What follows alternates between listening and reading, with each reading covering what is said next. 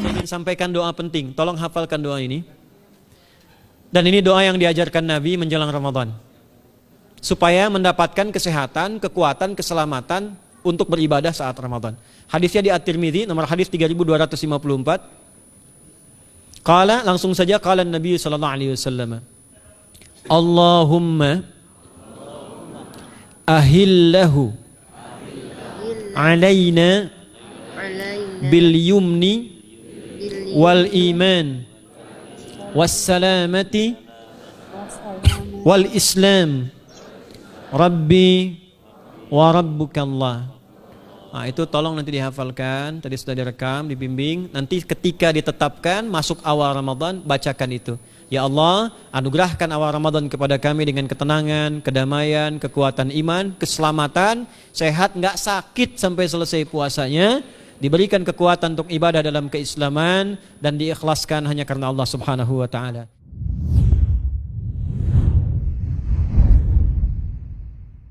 Dan ingat, doa Allahumma lakas sumtu dan dhahabadh dhama itu doa pengantar, itu bukan doa pokok. Itu doa pengantar. Ya, jadi kita kayak mau nagih sesuatu tapi dengan cara yang halus. Allahumma lakas sumtu wa bika amantu wa ala rizqika aftartu bi rahmatika ya arhamar. Ya Allah, Engkau perintahkan aku puasa sekarang. Engkau perintahkan aku beriman ya Allah. Engkau berikan aku rezeki untuk buka, aku buka sekarang. Dan dengan rahmatmu aku minta kepadamu. Nah, antum mau minta apa? Sayangnya antum gak minta, malah langsung makan. Jadi kan? Sama dengan dhahabadh dhama itu begitu. Dhahabadh dhama wabtallatil uruqu wa thabatal ajru insyaallah. Ya Allah, hilang nih haus. Ya kan? Basah tenggorokan. Tetaplah pemberianmu saat ini. Apa yang diberikan? Kalau antum nggak minta, ya nggak diberi. Baik, makanya kalau sudah buka itu doa yang tadi batalkan sejenak, langsung doa. Minta apa ya? Ya, minta yang baik-baik, jangan yang aneh-aneh. Ya, minta yang maslahat dunia dan akhirat. Nggak apa-apa, minta rezeki, minta. Nggak apa-apa. Minta lunasi utang, minta. Nggak apa-apa, minta aja. Minta, nanti lihat bagaimana hasilnya. Tapi puasanya mesti benar. Anak saya melihat gambar Rasulullah SAW hanya cahaya bertuliskan Muhammad. Anak saya menanyakan kenapa Nabi Muhammad hanya digambarkan cahaya saja. Saya nggak bisa jawab, harus menerangkan bagaimana. Sedangkan anak saya masih kecil. Jelas anaknya kecil, kalau besar bukan kecil. Anak saya sampai menangis selama .3 sekali. Ingin tahu apa sebabnya. Bagaimanakah jawaban seorang ibu pada anaknya? Sekarang bagaimana anak 5 tahun bertanya tentang seperti ini? Kita turunkan jawaban seperti konsep tadi. Pada yang seperti ini kita sampaikan. Gimana Nabi Muhammad kok cuma cahaya saja? Dituliskan nama, kenapa nggak ada rupanya? Pada hal yang seperti itu kita bisa sampaikan 2 jawaban. 1, untuk menyusun, naikkan aspek logikanya dengan cara yang bagus. 2, kita tampilkan kecintaannya kepada Nabi dengan jawaban yang membuat dia penasaran. Baik, kita bagi 2 bagian. Pertama, sini. Mama punya permen. Yang satu masih terbungkus. Ya, antum bungkus dulu.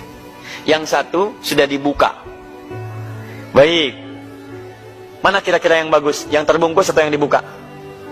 Bungkus. Sampaikan. Adik mau yang mana? 5 tahun sudah mulai bisa milih. Itu udah dibuka. Pengen yang bagus. Baik. Robot-robotan misal, atau maaf, mainan yang lain, ya, pilih yang sudah dalam kotak, masih baik, sudah ada yang terbuka. Anak usia 5 tahun, anak saya saja sekarang yang mau 5 tahun, ketika diberikan dia milih yang masih utuh. Makanan dia pilih yang masih utuh. Dia punya makanan 2, 1 utuh, 1 sudah dipotong. Baik, apa yang terjadi? Ini nyata di hadapan saya. Datang sepupunya, begitu datang saya bilang, kakak tolong bagi. Dia kasih yang udah dipotong. Saya bilang, tidak kakak, kasih yang utuh. Baik, dia diam sejenak. Apa yang dia lakukan? Dia gigit lagi yang utuh, baru dia berikan. Dia nggak mau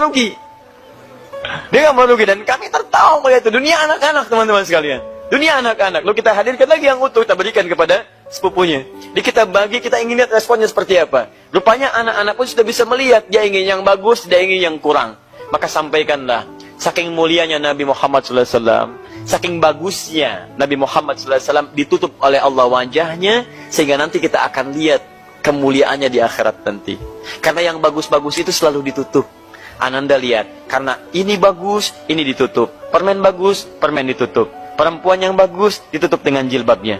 Masya Allah, pakaian yang bagus, ditutup. Segala yang bagus, ditutup. Saking bagusnya Nabi Muhammad SAW, maka Allah tidak berkenan menampakkan lukisannya, tidak berkenan menampakkan gambarnya, karena ini manusia paling istimewa di muka bumi. Nah, kalau adek ingin lihat gambar Nabi yang sesungguhnya, adek harus rajin salat. Adek menghafal Quran.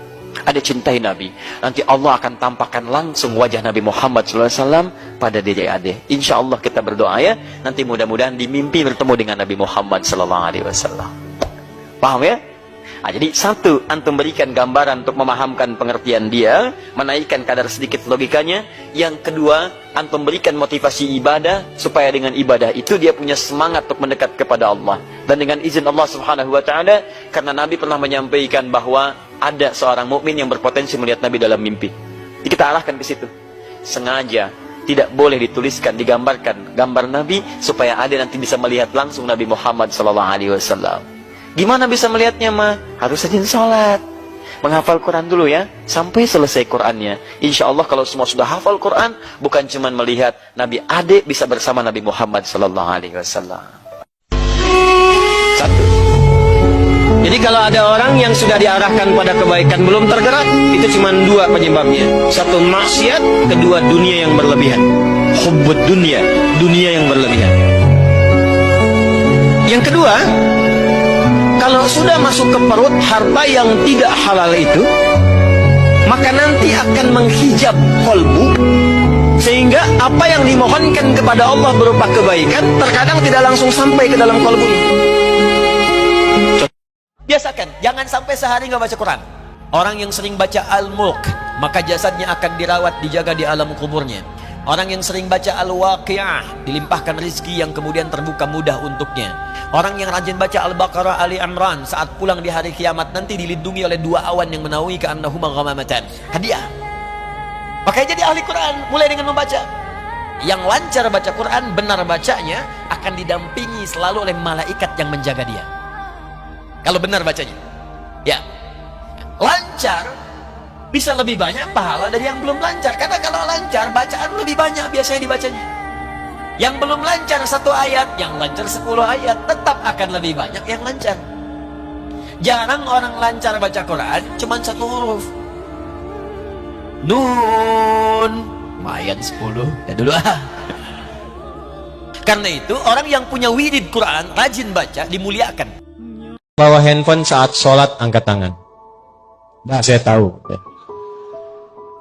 Handphonenya masuk saku kan?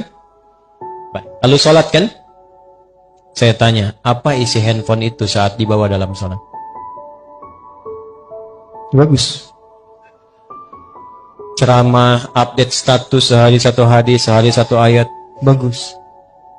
Yang paling repot, ketika handphone itu dibawa sholat dan di dalamnya ada gambar-gambar yang Allah tidak senangi. Gambar. Ada aplikasi yang tidak Allah sukai. Ada video-video yang baru terbuka yang tidak Allah senangi. Kok bisa bawa kotoran, dimasukkan ke dalam sakunya, dipakai lewat sholat dan mengatakan Allahu Akbar? Apa nggak malu sama Allah? Seorang anak yang selalu meniatkan pekerjaannya untuk bakti pada orang tua, itu Allah langsung jawab di dunia tanpa menunggu akhirat. Jadi di akhirat pahalanya, di dunia Allah desain segala kemudahan yang mengiringi aktivitas ini. Anda kalau sedang eksplorasi, kesulitan dan sebagainya, coba minta doa orang tua. Datangi orang tua, baktikan orang tua, itu akan ada pengaruh. Ya, ini kelihatan sederhana, tapi sayang Allah kadang-kadang dilekatkan lewat ridhonya kedua orang tua. Kalau bisa konsisten bagi yang muslim tahajud bangun malam, walaupun cuma 2 rakaat. Quran surah 17 ayat 79 sampai 80, walaupun cuma 2 rakaat. Tugas Bapak Ibu tidak mudah, kadang-kadang butuh petunjuk dari Allah, kadang dari mimpi, kadang Allah jalankan orang lain memberikan informasi, dikumpulkan kita kontemplasi. Kalau bukan petunjuk Tuhan mustahil. Kata Allah, bangun malam, wa minal laili fatahajjat nafilatan lak. Aku berikan 4 hal. 1, asa ayyab'atsaka rabbuka maqaman mahmuda. Kalau engkau konsisten, aku bimbing karirmu ke tempat kedudukan terbaik dan terhormat yang orang lain memuliakan.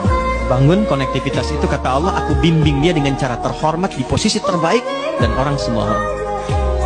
2, ini yang mahal. Wa qur rabbi adkhilni mudkhala sidqin. Akan dibimbing menjalani kegiatannya dengan cara yang terbaik. 3, wa akhrijni mukhraja sidqin. Kalau ada persoalan, aku berikan solusi dengan cara yang paling terbaik. Yang keempat yang paling dibutuhkan. Wa ja'alli min ladunka sultanan nasira. Kalau ada yang usil dengan jabatannya pun, ingin menjahili, menyingkirkan, menyungkurkan, ini fitrah kata Quran. Semakin tinggi jabatan, semakin besar tantangan. Ingat Pak ya? Jangan dikira kalau Bapak Ibu naik ke atas, itu bukan hanya masalah yang diadili saja. Berbagai hal akan datang. Kalau berdoa, tangan begini, lihat baik-baik ya. Ini kan teman-teman telapak yang kanan, yang kiri ya. Padukan begini. Ya. Lalu setiap Anda kan pasti punya garis yang kanan dengan garis yang kiri. Ada kan? Itu membentuk keseimbangan. Oh, ini bukan ilmu takatik ya. Ini ada sanadnya nih. Pertemukan dua garis itu sehingga seimbang tangan ini. Ini masalah sederhana tapi poinnya penting sekali. Sudah? Ini di luar salat dan bukan dalam posisi saat istisqa, saat minta hujan. Begini, sudah? Pertemukan. Lalu letakkan sejajar dengan dada di sini. Ya. Jadi kalau dada itu, ini posisinya, ini nahar di sini. Ini ada rongga dari bagian atas dengan perut, ada rongga kosong. Nah ini yang disebut dengan sodrun di sini. Doa itu di sini. Jelas? Semakin kita memohon dengan lebih sangat, naikkan sedikit begini. Kalau istisqa, minta hujan, agak lebih tinggi ke atas. Nah ini cara mengangkat yang standar di sini untuk memohon. Jelas?